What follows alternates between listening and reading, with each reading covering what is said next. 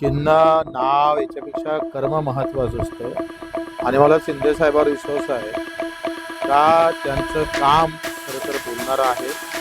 जनसामान्यांची सेवा ही प्रीत असल्यामुळं निकाल तर बाजूनच लागेल, पण कदाचित 100पैकी एखादा टक्का विश्वास नाही ठेवला तरी काम बोलतंय माणसाचं आणि कामावर विश्वास आहे. त्याच्यानं कोर्टात काय निकाल लागल हे आमचं किंचित आहे, त्या तो काय म्हणतंय चिंता नाही, त्याच्यानं तो काही विषय नाही.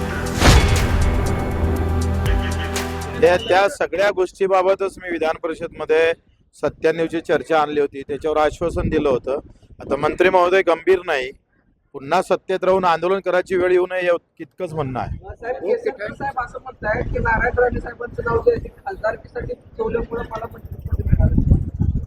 आता तो त्यांचा व्यक्तिगत प्रश्न आहे आणि त्यांच्या मनात काय, राणे साहेबांच्या मनात काय, केसरकरांच्या मनात काय, ते मी काय जाणणार आहो. मी इतका राजकीय तज्ञ पण नाही. सुप्रीम कोर्टात जी टसल चाललेली आहे, काय वाटतंय एकनाथ शिंदेच्या शिवसेनेला अडचणीत आहे? तुम्ही ज्यात प्रवेश केलाय हा, अडचण याचं काही कारण नाही आहे. लक्षात घ्या, चिन्ह, नाव याच्यापेक्षा कर्म महत्त्वाचं असतं आणि मला शिंदे साहेबांवर विश्वास आहे का त्यांचं काम खरं तर बोलणारं आहे.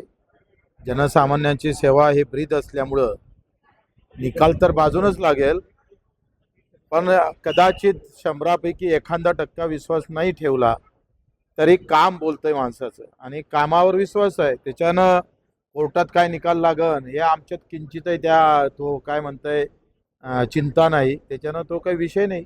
ज्या पद्धतीने संजय राऊत असतील, उद्धव ठाकरे असतील, आदित्य ठाकरे ज्या पद्धतीने बाहेर सध्या टीका जोरात करायला लागले, जे बॅकफुटला होते ते आता फ्रंटफुटला आल्याचं वाटतं.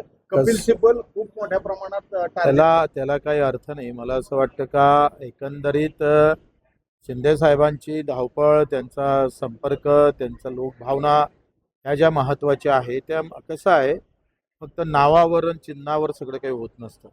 त्याच्यानं त्याची चिंता करायची नाही आणि निकाल बाजूनच लागेल आणि नाही लागला तरी शिंदे साहेब सक्षम आहे. मोठ्या प्रमाणात जे आहे ते अत्याचाराच्या घटना जे आहेत ते घडतायत असं संजय राऊत म्हणतात. हे सरकार कुठेतरी अपयशी आहे, अपयशी आहे. मला वाटतं काही गोष्टी बाबतीत चिंतन मंथन होणं गरजेचं आहे.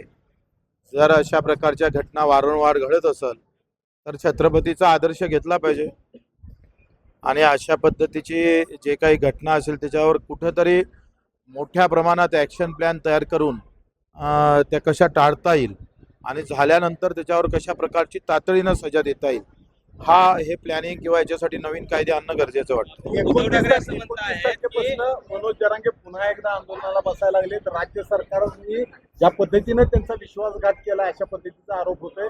शिंदे साहेबांवरही त्यांनी आरोप केलाय, फडणवीस साहेबांवरही आरोप केलाय. राज्य सरकार त्याच्यामध्ये आता प्रत्येक जण त्यांचा प्रश्न आहे. कुणासोबत घात होतं, विश्वासघात होतं का अपघात होतं, हे आता त्यांनी कशा पद्धतीनं समोर जावं त्यांचा प्रश्न आहे.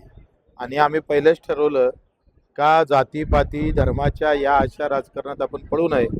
आम्ही दिव्यांग असेल, एकल महिला असेल, आमचे अनाथ असेल, शेतकरी असेल, मजूर असेल, या संदर्भात आमच्या लढायला कुठं आमच्या बोलण्यानं कुठं प्रॉब्लेम होऊ नये हे जपण्याचा प्रयत्न आम्ही करत असतो.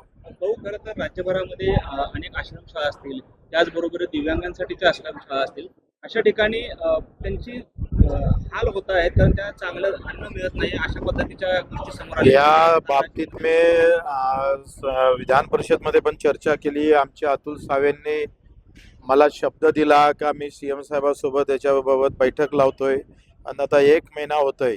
आता अतुल साहेबवरच हक्कभंग करावी लागेल की काय, अशी परिस्थिती आमच्यावर आलेली आहे. आश्वासनाची पूर्तता होत नाही आणि एखादा सभासद त्याच्यावर प्रश्न विचारतं, त्या सगळ्या गंभीर प्रश्नाकडे घेऊन जाण्याचा प्रयत्न करतोय. तर जातीपाती धर्माच्या भानगडीमध्ये अशा महत्त्वाच्या घटनेकडे दुर्लक्ष होता कामा नये. म्हणून तुमच्या माध्यमातून अतुल सावेंना पुन्हा विनंती आहे, जे दिव्यांगाचे मंत्री आहे, अशा प्रकारच्या रोज घटना दिसत आहे. वसतिगृह बरोबर नाही, शाळा बरोबर नाही, त्यांचे मानधन बरोबर भेटत नाही. कित्येक दिव्यांगांना 6-6 महिने झाले त्यांना मानधन मिळत नाही. आणि मग अजितदादा असताना ते म्हणत होते का मला अधिवेशनात आश्वासन दिलं होतं 5 तारखेच्या आत जर मानधन झालं नाही तर मी वित्त सचिवाचं मानधन करणार नाही. आता अजितदादा गेले, शब्दही गेला. आता पुन्हा शब्द देणाऱ्या मंत्र्याचं आम्ही कॅमेरा लावून बघतोय कोणी भेटतं का असं. करायची आठवण कमी भासते याच्यामध्ये सगळ्यात. या बाबतीत तसं बाणेदार माणूस होता. हो, दुसरीकडे असं आहे, उद्धव ठाकरे आणि साहेब, त्यांचे केसरकर साहेब जर का समजा धनुष्यबाण चिन्ह जे आहे ते एकतर आम्हाला द्या, नाहीतर ते गोठवा, कुठेतरी वडिलांचं चिन्ह किंवा वडिलांच्या पक्षाचं चिन्ह गोठवण्याची भाषा कितपत योग्य आहे उद्धव ठाकरेंनी? कसं ते खाजगी नाही आहे, लक्षात घ्या. कुठलंही संघटन एका माणसाच्या परिवारापुरतं सीमित राहत नाही. त्याच्यात सगळ्यांच्या हातभार असतो, प्रत्येकाचं बलिदान असतं, त्याचा त्याग असतं. या सगळ्या गोष्टी लक्षात घ्याव्या. मला वाटते उद्धव साहेबांना ते कळत असेल, त्याच्यामुळं त्यांचं हे बोलणं मला तर संयुक्तिक वाटत नाही. गोठवल्यानंतर शिवसेना आहे ती शिवसेना प्रहारमध्ये मर्ज करा अशा पद्धतीचा प्रहारमध्ये मर्ज करायची वेळच येणार नाही. शिवसेना कायम राहील. चिन्ह नाव याच्यापेक्षा कर्म महत्वाचं असतं आणि मला शिंदे साहेबांवर विश्वास आहे का त्यांचं काम खरं तर बोलणारं आहे. जनसामान्यांची सेवा ही प्रीत असल्यामुळं निकाल तर बाजूनच लागेल, पण कदाचित 100पैकी 1% विश्वास नाही ठेवला तरी काम बोलतंय माणसाचं आणि कामावर विश्वास आहे. त्याच्यानं कोर्टात काय निकाल लागल हे आमचं चिंतित आहे. त्या तो काय म्हणतंय चिंता नाही, त्याच्यानं तो काही विषय नाही. त्या सगळ्या गोष्टीबाबतच मी विधान परिषदमध्ये 97ची चर्चा आणली होती, त्याच्यावर आश्वासन दिलं होतं. आता मंत्री महोदय गंभीर नाही, पुन्हा सत्तेत राहून आंदोलन करायची वेळ येऊ नये इतकंच म्हणणं आहे. साहेब, केसरकर साहेब असं म्हणतायत की नारायण राणे साहेबांचं नाव जे आहे ते खासदारकीसाठी सुचवल्यामुळे मला मंत्रिपद मिळालं. आता तो त्यांचा व्यक्तिगत प्रश्न आहे आणि त्यांच्या मनात काय, राणे साहेबांच्या मनात काय, केसरकरांच्या मनात काय, ते मी काय जाणणार आहो. मी इतका राजकीय तज्ज्ञ पण नाही. चिन्ह नाव याच्यापेक्षा कर्म महत्वाचं असतं आणि मला शिंदे साहेबांवर विश्वास आहे का त्यांचं काम खरं तर बोलणारं आहे. जनसामान्यांची सेवा ही प्रीत असल्यामुळं निकाल तर बाजूनच लागेल, पण कदाचित 100पैकी 1% विश्वास नाही ठेवला तरी काम बोलतंय माणसाचं आणि कामावर विश्वास आहे. त्याच्यानं कोर्टात काय निकाल लागल हे आमचं चिंतित आहे. त्या तो काय म्हणतंय चिंता नाही, त्याच्यानं तो काही विषय नाही.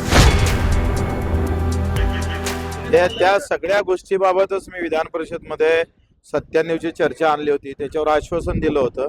आता मंत्री महोदय गंभीर नाही, पुन्हा सत्तेत राहून आंदोलन करायची वेळ येऊ नये इतकंच म्हणणं आहे. साहेब, केसरकर साहेब असं म्हणतायत की नारायण राणे साहेबांचं नाव जे आहे ते खासदारकीसाठी सुचवल्यामुळे मला मंत्रिपद मिळालं. आता तो त्यांचा व्यक्तिगत प्रश्न आहे आणि त्यांच्या मनात काय, राणे साहेबांच्या मनात काय, केसरकरांच्या मनात काय, ते मी काय जाणणार आहो. मी इतका राजकीय तज्ज्ञ पण नाही.